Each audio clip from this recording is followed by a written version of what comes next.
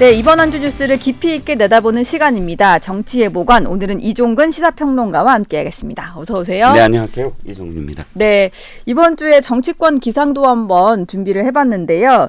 22대 국회 첫 국정감사가 오늘부터 시작이 됩니다. 또 문재인 전 대통령의 딸 문다혜 씨가 지난 주말 새벽에 음주운전 사고를 내서 이르면 오늘 경찰 출석 조사를 받을 것으로 보이고요. 문다혜 씨는 남편의 타이 이스타젯 특혜 취업 의혹 사건과 관련해서도 검찰 조사를 앞두고 있는 상황입니다. 또 10일에는 지난 총선에 선거사법 공소시효가 만료되는 날이고요. 윤석열 대통령은 지금 동남아 순방 중인데 11일에 귀국을 할 예정입니다. 이번 주에 총평부터 한 줄 듣고 갈까요? 네, 가을입니다. 가을인데 가을은 이렇게 선선하면서 계절을 즐겨야 되는데 찬바람이 좀 쌩쌩 불 것 같아요. 네. 특히나 이제 국정감사가 본격적으로 이번 주 이제 시작을 할 겁니다. 물론 시작만 하지 이제 다음 주부터 이제 11월 초까지 아주 뜨겁게 달궈질 텐데요. 한마디로 말씀드려서 기승전 김건희 여사. 기승전 김건희 여사. 예, 김건희 여사와 관련된 의혹의 증인만 100명이라고 하잖아요. 예. 그러니까 뭐 어마어마하죠. 김건희 여사 본인은 아마 국정감사에 나오지 않겠지만 김건희 여사를 둘러싼 의혹의 인물들은 국정감사를 거부하기가 쉽지 않을 거예요. 동행명령권이 있으니까. 예. 그러면 뜨겁게 달궈질 텐데 이번 주는 어쨌든 한 줄로 말씀을 드리면 월요일 날 문다혜 씨가 이제 소환되고 아까 오늘 있죠. 오늘 검찰에 이제 이르면 아마 경찰에 나갈 것 같아요. 나갈 것 같아요. 그 장면부터 월요일에 이제 시작이 되고 후에 이제 계속 그 국정감사를 달구는 그런 발언들이 계속 나올 것 같습니다. 먼저 문재인 전 대통령의 딸 다혜 씨 얘기부터 나눠보겠습니다. 지난 5일 새벽이니까 주말 토요일 아침이에요. 술을 마신 채 차를 몰다가 택시와 충돌하는 사고가 났는데 이게 면허 취소 수준의 음주 상태였던 걸로 확인이 됐고 어제는 각 방송사가 네네. 요즘은 뭐 워낙 CCTV가 많다 그렇죠. 보니까 주변에 CCTV를 좀 확보를 해봤더니 네네. 좀 술에 취했을 것 같은 좀 그런 모습이 많이 포착이 됐더라고요. 네, 근데 그렇습니다. 새벽 시간인 것도 그렇고 네네. 뭐 여러 가지 행적을 두고도 말이 많은 것 같아요. 그렇죠. CCTV가 잘 돼 있으니까 우리가 뭐를 알 수 있었냐면 얼마나 술을 마셨을까. 오랜 시간을 알 수 있었고 예. 그다음에 행적. 그러니까 얼마나 옮겨 다니면서 술을 마셨을까. 그리고 마지막으로 술집에서 나와서 차를 모는 과정이 어땠을까. 이런 것들을 알 수 있었거든요. 네. 그런데 시간이 굉장히 오래 걸렸어요. 술을 마시는 시간이. 7시에 어떤 고깃집에 들어가서 뭐 미쉐린 뭐 별이 있다 없다 뭐 이런 얘기까지 나올 정도로 자세하게 지금 보도가 되고 있는데 네. 어찌됐든 7시에 들어가서 3군데 정도의 주점을 옮겨 다녔다고 하고요. 예. 그다음에 최종적으로 나온 시간 그러니까 차를 타려고 하는 시간은 2시 20분이었다고 하니까 장장 뭐 거의 8시간 이상 술을 뭐 계속 술을 마셨다 이건 뭐 모르겠지만 어쨌든 일단 어떤 술집 한 등을 공간 식당에 있었던 것 같다. 네네 술집 네. 등 3곳을 전전했다고 합니다. 그리고 예. 2시 20분에 이제 차를 몰기 시작해서 그런데 또 CCTV에서 뭘 확인했냐면 차로 가는 모습이 갈지자 걸음이었다. 그러니까 그 당시에도 정신 상태가 그렇게 온전한 어떤 상태는 아니었다라는 것을 우리가 알 수 있었습니다. 일단은 좀 술에 취한 듯이 보이는 네네. 그리고 차선도 보면 조금 전에 아마 영상이 나갔을 텐데 우회전 차로인데 좌회전 신호를 하듯이 이제 차선을 쭉 교차로로 들어가는 바람에 그렇죠. 차들이 그 주변으로 막 왔다 갔다 하는 이런 모습이 좀 포착이 됐었거든요. 네 그렇습니다. 일단 뭐 저희가 다혜 씨 얘기를 직접 들을 수는 없었는데 네. 경찰 조사를 하다 보면은 그 정황이라든지 본인이 여기에 대해서 어떻게 나오겠죠. 얘기할지는 나올 것 같습니다. 네네. 근데 그 차량이 좀 익숙하다 싶어서 봤더니 이게 네네. 문재인 전 대통령이 임기 중에 구입을 했던 캐스퍼 차량이더라고요. 이게 네네. 광주형 일자리다 뭐 이래가지고 그렇죠. 그때 차 사는 것도 상당히 기사가 많이 됐던 것 같은데요. 그렇죠. 광주형 일자리 아시다시피 이제 그 현대기아차가 원래 현대기아차의 지금 일하는 직원들이 받는 월급에 좀 이렇게 그걸 훨씬 감해서 광주에 일자리를 만들어서 이 캐스퍼를 거기서 이제 생산하게 만들었고 대통령이 직접 내려가서 당시에 생산 라인에서 나온 1호차 이게 1호차예요. 첫 번째 예. 나온 차를 직접 구입하는 그런 퍼포먼스가 있었습니다. 그러니까 문재인 대통령 소유 차인데 알고 봤더니 지난 4월에 소유권을 이제 이전을 하고 다혜 씨에게 소유권이 다혜 씨에게 문다혜 네. 씨에게 그래서 문다혜 씨가 지금 그 차를 몰았다 하는데 일부에서는 이것을 옹호하면서 와 전직 대통령의 딸이 저렇게 경찰을 몰고 다닌다 하면서 어제 그날의 어떤 행적에 대해서 좀 미화하는 거는 댓글도 있는데 거꾸로 아니 차조차도 그러니까 아버지의 어떤 차를 그대로 물려받을 정도로 본인이 독립적인 어떤 생계가 아니지 않느냐라는 또 비판도 있습니다. 예.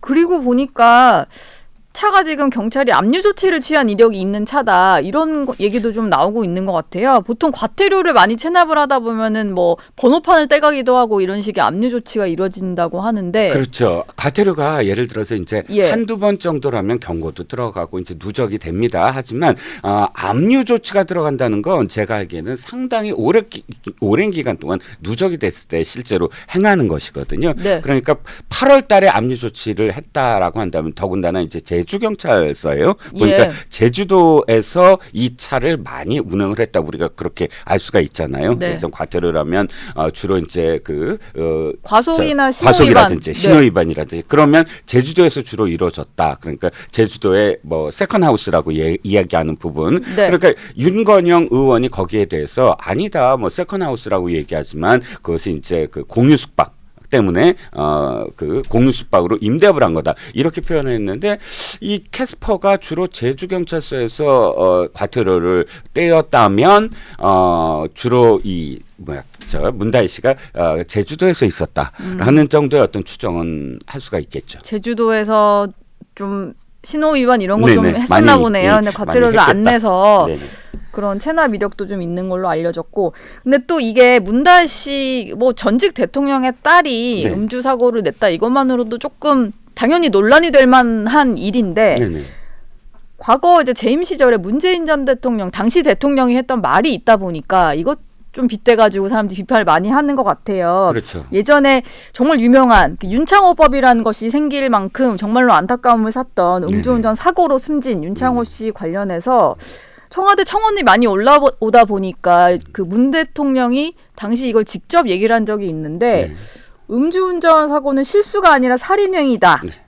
그래서 초범도 엄하게 좀 다스려야 된다 이런 취지로 얘기를 했었단 말이에요. 그렇습니다. 2018년 10월 10일 수보회의에서 한 것 같고요. 예. 또 원래 문재인 정부가 출범할 때 공직자를 고위공직자 임용과 관련해서 원래 그 정부 같으면은 5대 원칙이 있었는데 결격 사유로 여기에 음주운전하고 성관계 범죄를 넣었어요. 그래서 그럴 정도로 출범부터 문재인 정부는 음주운전을 엄단하겠다라는 의지를 보였었거든요.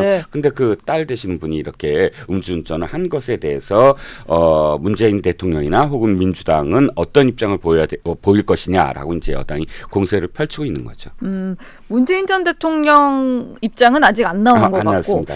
민주당은 짧은 입장을 내긴 했는데 해서는 안 되는 일이다. 뭐 이런 입장입니다. 사실 민주당도 이걸 뭐 나서가지고 더 적극적으로 입장 내기도 좀 곤란할 것 같아요. 그럼요. 입장에 대한 문제도 있지만 문제는 이거예요. 전 정권 정치탄압위원회를 발족시켰잖아요. 즉 문재인 일가와 관련된 여러 가지 검찰 수사와 관련해서 당이 직접 나서겠다라고 지금 선언을 한 상태예요. 그런데 아시다시피 음주운전은 우리나라의 어떤 문화상 굉장히 사회적인 어떤 비판의 그 수위가 높아요. 그렇기 때문에 더군다나 지금 문다혜 씨가 일반인이다라고 일부에서는 주장하지만 일반인이라고 하기에는 지금 최근에 그 SNS에서 굉장히 공격적인 글들을 써왔잖아요. 뭐 무심코 던진 돌에 맞은 개구리라고 자신을 표현하고 또 자신의 아버지 부친을 지금 이 칼을 겨누기 위해서 나는 지려밟고 더럽혀져야 될 존재다. 이런 식으로 자신을 항변해 왔는데 이런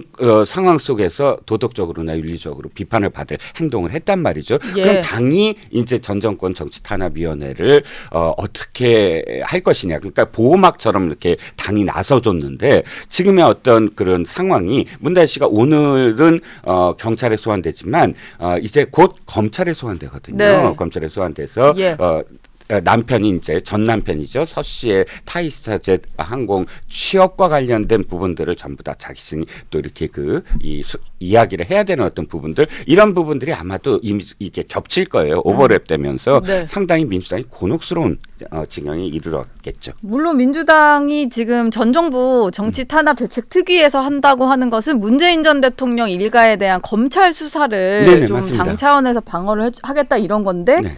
그 전에 이런 음주 사고가 그러게요. 나다 보니까 이게 일반 국민들이 봤을 때는 네네. 뭐 문다혜 씨를 옹호를 하다 보면 이게 다 같이 좀 섞여서 보일 것 같기는 하거든요. 네, 근데 시기상으로는 지금 딱 맞물려 네. 있어요. 원래는 제가 알기에는 지금 날짜를 조율하고 있는데 이번 주 내로 하려고 검찰이 했다고 들었거든요. 지난주에 보니까 검찰이 문다혜 씨 휴대전화도 포렌식을 했다고 하니까 아마 그렇죠. 그 소환 조사가 임박한 상황이었을 텐데 예. 그 전에 이런 일이 터진 그렇죠. 거군요. 예. 뭐 문재인 전 대통령 쪽 입장이 어떻게 나올지는 네네. 한번 봐야 될 것 같습니다. 그렇죠. 주말 내내 또 시끄러웠던 게요. 이재명 민주당 대표가 지금 재보궐선거 유세 현장에 열심히 다니고 있는데 그 유세 현장에서 도중에라도 끌어내리는 게 민주주의다 이런 발언을 했어요. 근데 끌어내린다, 뭐 도중에도 뭐 이런 표현을 쓰다 보니까 이게 탄핵을 암시한 거다 이러면서 여권에서는 좀 난리가 난 것 같은데 이거 민주당은 일단 원론적인 얘기인 거다라고 설명은 하는데요. 그렇죠. 정말 속내는 뭐라고 봐야 될까요? 이제 곧 그 탄핵과 관련된 움직임들이 아주 페달을 밟을 것 같아요. 왜냐하면 탄핵 연대라고 해서 4개 정당이 그러니까 거의 국민의힘을 빼놓고 또 개혁신당을 빼놓은 나머지 4개 정당이 전부 모여서 이제부터 탄핵과 관련돼서 200명을 모아보자. 물론 150명부터 발의부터 하고 소출하려면 이제 200명인데 하고 이제 출범한 게 9월 3일이에요. 그런데 차근차근 모든 뭐랄까요 그런 움직임들이 가시화되고 있거든요. 그런데 당 대표가 끌어내린다라는 표현을 썼기 때문에 지금 굉장히 이제 당 대표가 그러니까 대표가 야당 대표가 어떻게 이런 발언을 할 수가 있느냐라고 비판을 받는데 일단 첫 번째는 어디서 했느냐는 거예요. 선거 유세 과정에서 했거든요.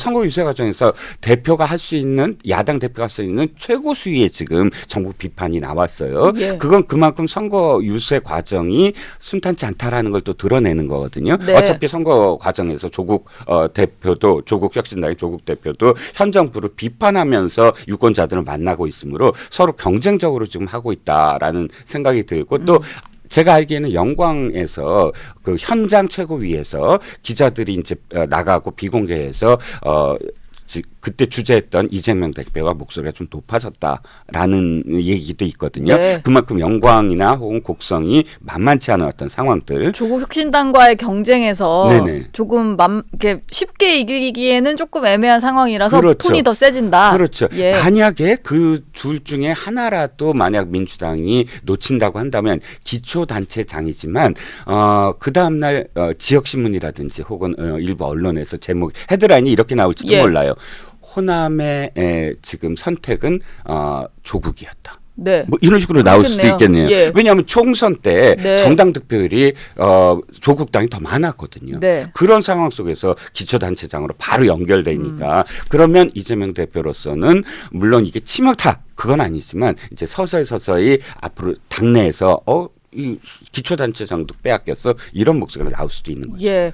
그러면은 정말로 재보궐선거를 겨냥해서 좀 목소리 톤이 높아진 그거 외에 정말로 탄핵을 해야겠다라는 속내는 없는 걸까요? 아니요. 그렇진 않아요. 아까 탄핵연대도 말씀을 드렸지만 네. 또 촛불문화제 자꾸 촛불문화제도 왜 국회에서 열렸잖아요. 강두구 의원이 대관에 탄핵의 밤 탄핵의 행사. 밤 행사. 그런데 이 두 가지는 뭘 연상시키냐면 2016년도에 박근혜 대통령 탄핵을 연상시켜요. 네. 당시에도 한 수개월 동안 낮에는 시위, 밤에는 촛불문화제 이렇게 광화문 광장을 계속 달궈왔지 않습니까? 예. 그런데 저는 이번에 그 탄핵연대도 진보당이 앞장섰어요. 대표 간사가 진보당이었어요. 즉 진보당을 생각을 한다면 민주당이 일부러 좀 뒤로 빠지고 진보당을 앞세워서 이게 어떤 의미에서는 앞으로 이제 광장에서 뛰쳐나가서 할 수 있는 그런 그 사람들 예를 네. 들어서 민주노총이라든지 예. 진보당과 민주노총은 경기동부연합이라는 한 뿌리에서 지금 같이 움직인다라는 이야기가 있는데 진보당이 앞장선 건 앞으로 민주노총이 시위에 적극적으로 나설 거다라는 그렇게 그 연관시켜서 생각하는 분석도 있거든요. 그동안에 뭐 범야권에서 그런 탄핵 연대를 만들고 강특구 의원이 탄핵의 밤 행사를 하고 뭐 그러는 와중에도 이재명 대표는 사실 좀 선을 그어왔다고 그렇죠. 해야 될까요? 약간 그렇죠. 그냥 야당 대표로서의 멘트만 해야지 탄핵을 직접 거론한 적은 없는데 이번에 맞아요. 이게 상기되는 말을 하다 보니까 그렇죠. 이게 재보선도 재보선이지만 본인의 어떤 사법 리스크가 11월에 좀 가시화될 거기 때문에 이걸 좀 염두에 둔 것이 아닌가 이런 당연히 해석도 그럴 수밖에 나오더라고요. 없고요. 그런데 네. 이재명 대표가 이게 첫 번째는 아니에요. 보니까 며칠 전에도 비슷한 게 끌어내린다는 표현을 했어요. 근데 이번에 주목을 받은 게 바로 국정감사 직전에 한 발언이고 예. 바로 공간이 선거 유세고 그러다 보니까 두 가지 다 가능성이 있다. 선거 유세 과정에서 치열하게 경쟁을 하다 보니까 세게 한번 가속 페달을 밟은 것. 그리고 두 번째는 네. 확실하게 탄핵과 관련돼서는 움직임이 확실하게 바빠졌어요. 빨라졌어요. 그래서 10월 달에는 아마도 그 총력전이 펼쳐지지 않을까라고 네. 생각을 합니다. 국감과 맞물려서 뭔가 총력전이 벌어질 것 같다. 그 박찬대 원내대표가 이런 얘기를 했는데 지난주 금요일에 김건희 여사 특검법이 국회에서 부결이 되긴 했습니다. 물론 이게 여당의 이탈표가 4표 정도 나온 걸로 좀 이렇게 해석이 되면서 여러 가지 논란을 낳고는 있는데 민주당에서는 이제 특검법만을 고집하지 않고 상설특검도 같이 추진할 수 있다 이런 얘기를 하고 있거든요. 뭐 상설특검은 이전에도 뭐 조국 대표도 이게 묘안이다 하고 이제 이야기한 적도 있고 네. 뭐 국정조사라든지 국정감사라든지 이것도 역시 지금 첫 번째 나온 이야기는 아닙니다. 하지만 제가 보기에 국정감사 그러니까 뭐 상설 특검은 나중 문제이고 국정감사가 얼만큼 김건희 여사와 관련된 정말 이슈들을 부각시킬 수 있을 것인가가 관건일 것 같아요. 예. 이제부터는 박찬대 원내대표의 시간이다라고 생각이 들어요. 원내대표니까. 왜냐하면 지금까지는 원내대표가 존재감이 갑자기 사라졌어요. 누구 때문에? 예. 김민석 수석 최고위원 때문에. 네, 김민석 그러네요. 최고위원이 예, 이슈를 거의 뭐 수석 아침마다. 최고위원이 가져가니까. 그렇죠. 네. 아침마다 뭐 빵빵 이렇게 이슈를 가져가고 뭐 테러설, 계엄설, 서울의 봄 이렇게 시리즈로 엮다 보니까 박찬대 원내대표를 보는 건 법정에서 맨 앞에 앉아 있는 모습만 봤거든요. 네. 그런데 이제 박찬대 원내대표가 이제 나의 시간이다라고 이제 선언을 하는 거죠. 이제 나의 시간이다. 보여줄 때가 왔다 이런 생각도 들고 근데 상설특검이 저는 그냥 그럴 거면 진작하지 이 생각이 들긴 했는데 그런 면에서 정말 민주당이 특검을 하고 싶긴 하고 싶은 건가라는 생각이 좀 들었던 게요. 네. 이거 거부권을 행사할 수가 없는 법안이라고 해서 네네네. 그렇죠. 네. 처음에 제안은 그렇게 했지만 그러나 법적으로는 해석의 여지가 조금 있어요. 상설특검과 관련해서는. 그러니까 그 법적 해석 때문에 상설특검을 바로 이지를 못했어요. 예. 그런데 만약에 상설특검을 하겠다고 한다면 그것 역시 이제 국회에서 굉장히 쟁점이 될 거고 어차피 법적 해석이 어떤 방향으로 가건 간에 지금 192석을 갖고 있기 때문에 그것도 역시 드라이브를 걸 수 있는 부분이 있죠. 알겠습니다. 국민의힘 얘기로 좀 넘어가 볼게요. 윤석열 대통령이 또 동남아 순방길에 올랐는데 어제 출국을 했거든요. 근데 지난번에 갈 때는 뭐 한동훈 대표도 공항에 나와서 대응하는 모습을 볼 수가 있었는데 어제는 드러내지 않다 보니까 이걸 가지고도 좀 여러 해석이 있었습니다. 네네. 예. 네네 그렇습니다. 이제 한동훈 대표가 순방길에 이제 그 배웅하러 안 나왔잖아요. 원래 늘 가잖아요. 여당 물론 늘 대표들은. 갔죠. 그런데 저는 이것과 관련돼서는 대통령실에서도 잘 받아들였을 것 같아요. 왜냐하면 예. 최근 들어서 한 2장면 정도가 굉장히 불편했어요. 최근에 어떤 순방에서 한동훈 대표 나갔을 때 한동훈 대표는 나가는 어떤 과정들에서 찍힌 사진이 굉장히 여유로웠거든요. 뭐 예. 셀카도 찍고 추경호 원내대표는 셀카도 찍고 그런데 굉장히 드물게 지금 그 김건희 여사가 한 발짝 뒤로 빠지면서 함께 함께 악수하지 않고 좀 빠져 있었어요. 그러니까 한동훈 대표한테 불편하기 때문에 이제 악수를 하지 않으려고 처음부터 뒤로 빠진 게 아니냐 이런 시각이 있고 두 번째는 10월 1일 국군의 날 행사 때도 일부러라도 사실 사진 기자들이 계속 같이 이렇게 그 찍으려고 했었어요. 관심 인물이다 보니까요. 그렇죠. 두 한 사람. 샷에 담으려고 그렇죠. 하죠. 이제 김건희 여사가 어디를 바라보면 한동훈 대표 쪽으로 바라보고 있나 뭐 이렇게 계속 그런 식으로 사진을 찍는데 어떤 장면인가에서 그게 딱 또 뭐 딱 그런 시선은 아닐지라도 그런 식의 어떤 모습, 굉장히 불편한 시각으로 바라보는 듯한 모습이 잡혔었거든요. 예, 김건희 여사와 한동훈 대표가 불편해 보이는 모습들이 포착이 좀 됐군요. 그렇죠. 그러니까 실제는 알 수 없지만. 그렇죠. 예. 그것이 아예 어차피 지금 사진에 한 프레임만 담고 그 표정이 어떻든 간에 불편함 이렇게 해버릴 수도 있는 부분이기 때문에 네. 대통령실에서도 사실 뭐 겉으로 드러나지는 않지만 서로 불편한 사진이 계속 나가는 것을 바라진 않을 거 아니에요. 그리고 또 한 가지 이유는 있었어요. 바로 한동훈 대표가 지금 선거, 그러니까 기초단체장 선거에서 꼭 지켜야 될 게 강화하고 금정이잖아요. 네. 원래 강화 금정은 국회의원 선거에서도 거의 접은 일이 없어요. 예. 뭐 금정은 특히나 그렇고 네. 또 부산의 지역구 중에 가장 보수 성향이 강한 곳이라고 여겨져 있는데 부산 금정구군요. 금정구가 네. 그러니까 왜 거기가 김세연 의원의 아버지 김진재부터 실선을 했던 곳이에요. 네. 그러니까 어마어마한 곳이죠. 어마어마하네요. 그렇죠. 거기는 아버지 뭐 아들이. 지지세가 상당히 강하겠네요. 그런데 이번에 두 가지가 좀 우려되는 어떤 시각이 있어요. 하나는 조국당과 민주당이 이번에 어저께 단일화에 성공했죠. 단일화에 성공했어요. 그리고 예. 두 번째는 민주당 후보로. 맞습니다. 두 번째는 뭐냐면 역대 어떠한 총선보다 금정 지역구 지난번 총선에서 패배는 했지만 민주당 후보 측의 득표율이 꽤 높았어요. 네. 꽤 높았어요. 그러니까 이 두 가지 점에서 이제는 안심하면 안 된다라는 어떤 이유 때문에 한동훈 대표가 지금 벌써 2번이나 내려갔잖아요. 예. 그러니까 1박 2일 일정이었기 때문에 올 수가 없었다라는 이유가 어느 정도는 있었죠. 명분이 있었죠. 부산에 계속 머물러야 했기 때문에 네네. 굳이 좀 올라오기가 쉽지 않았다. 네. 어제 한동훈 대표가 취임 이후에 처음으로 친한계 의원들과 만찬을 함께 했다고 하는데 뭐 중진부터 초선까지 해서 한 20여 명이 모인 것으로 알려졌거든요. 네. 뭐 저희도 취재 기자가 가서 이제 봤는데 네네.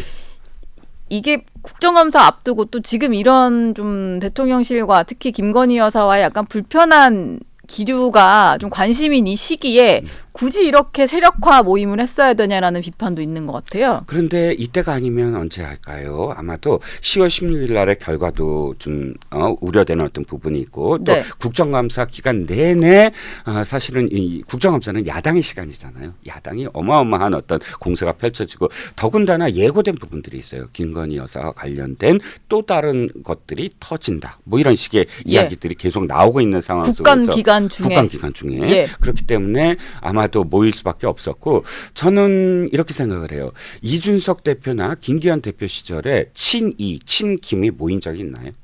없었어요.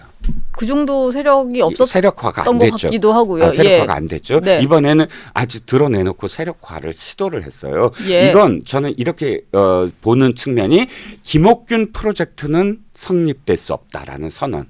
그러니까 김옥균 프로젝트는 서지컬 스트라이크처럼 한동훈 대표는 도려내겠다 이거거든요. 예. 왜냐하면 다른 의원들, 다른 어떤 친한계까지 만약에 영향을 미치면 8명이라는 숫자, 우리가 8이라는 숫자가 굉장히 중요하잖아요. 앞으로 예. 3년 동안, 네. 한 2년 몇 개월 동안 왜 바로 8명만 예를 들어 특검법이든 뭐든 다 응해버리면 완전히 그 레임덕에 그냥 휩싸이게 되니까. 예. 그런데 그게 이제 20여 명이라는 숫자가 표현하듯이 이게 한동훈 대표를 그렇게 뭐 무슨 김옥균 프로젝트 이런 것으로 했다가는 굉장히 위험하다라는 상징적인 어떤 상황이 있고 예. 두 번째는 아까도 말씀드렸지만 이준석, 김기현 이 대표와 다른 것이 일단 차기 대권 주자와 관련된 뭐 지지율에서 보수에서 일단 지금까지는 독보적이거든요. 네. 이런 자신의 팬덤이라든지 또는 자신의 지지하는 그런 이 규모가 이전 대표들과는 다르다. 그러니까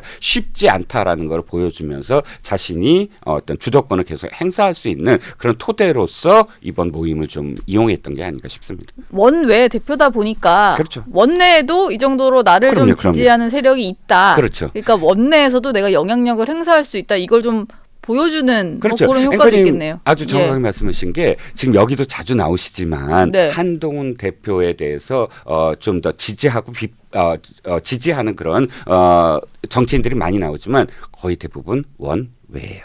그러네요. 그렇잖아요. 대변인이라든지 또 김종욱 최고위원이라든지 다 원외잖아요. 네. 그런데 원내에 이 정도의 어떤 숫자가 어쨌든 한동훈 대표를 떠받치고 있다라는 의미를 지금 보는 거죠. 알겠습니다. 이번 주 정치예보관은 오늘 여기서 마무리하겠습니다. 고맙습니다. 네.